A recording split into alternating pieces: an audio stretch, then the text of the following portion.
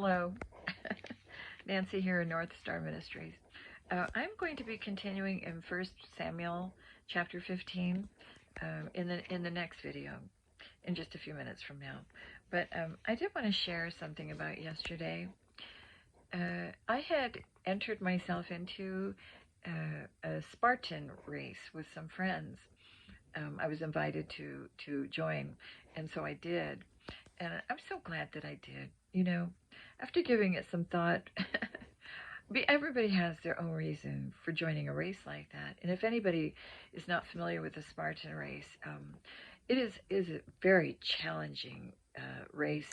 Tests your will to survive. Anything that comes at you. It's yesterday's race was, and they have them all over the world. They're just it's a worldwide thing. They have them in different places all over the world. But it's a 6.5 to 7 mile race with lots of obstacle courses.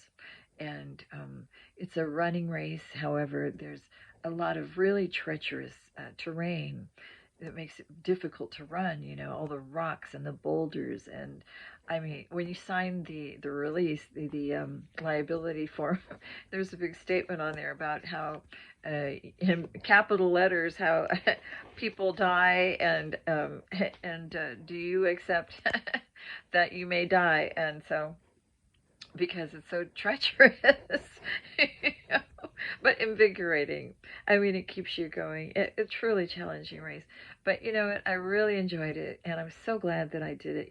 And when you contemplate doing or entering something like that, you think about, everybody has their own reason why they would want to enter a race like that. And my reason, my personal private reason, which I can share now, is more of a more to do with all the spiritual warfare that I've experienced in my life in recent years, where they just come at you, these principalities and powers trying to knock you down constantly, trying to steal from you, trying to poke the bear, trying to make you have struggle in your life. It was just constant, nonstop, relentless attacks on my life and my family life. But anyway, however, joining a race like this and entering and coming out the other end triumphant, I mean, it's just a big personal statement, because I am not one that people can say, oh, she's an easy target. I have never been an easy target. People have always mistaken my kindness for weakness and tried to do shit to me behind my back without my knowing. But I'm an observer of people, and I practice stoicism. And I watch what people do, and I have observed a great many things in my life. And I see how people behave and the patterns and the trends and the things that they do. And you get to know people kind of like the back of your hand. Really, you do. I mean, there's not a whole lot that surprises me. But this particular race, coming out the other end triumphant, I mean, it just made that statement. No matter what kind of struggles you can go through in your life, how many times people can knock you down and you get back up. I'm a survivor, and I'm also a warrior in the Lord's army. I mean, it is God himself who gives me the strength and the stamina and the endurance and my agility and my energy and my power, and everything comes from him. And he has my back. And when God has your back, when God is with you, who can be against you? I don't look like at any of my so-called enemies, as enemies. I don't even look at them like that. I love everybody. I don't hate anyone. And whatever they're going through that makes them act retarded is their own personal thing. I pray for people that they gain clarity through all the harsh karmic lessons they have to go through, because eventually, you reap what you sow, right? And the stupid things people do, trying to get to you, trying to attack you, trying to come at you, it's all on them. I mean, it has nothing to do with me. They do it to themselves. But, you certainly don't enjoy watching people go through what they go through. I've never gloated or felt good about watching people go through their calamities, because certainly what you put out there comes back to you. But getting back to this race, I mean, it was chock full of cruel slopes. It was such a mean and nasty race in some areas where you had to trudge through the mud. I mean, we were a muddy mess. And the army crawls on, it seemed like a really long stretch of army crawls. Of course, it was easier because it was all, there was barbed wire you had to avoid.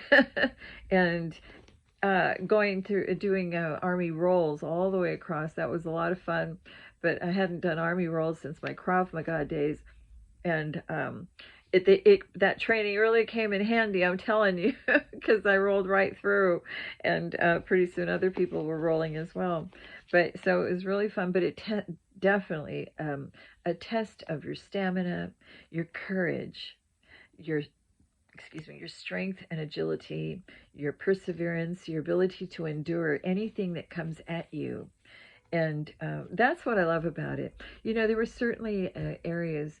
I had injured a shoulder, so I wasn't able to do a couple of things that involved the shoulder or the arms.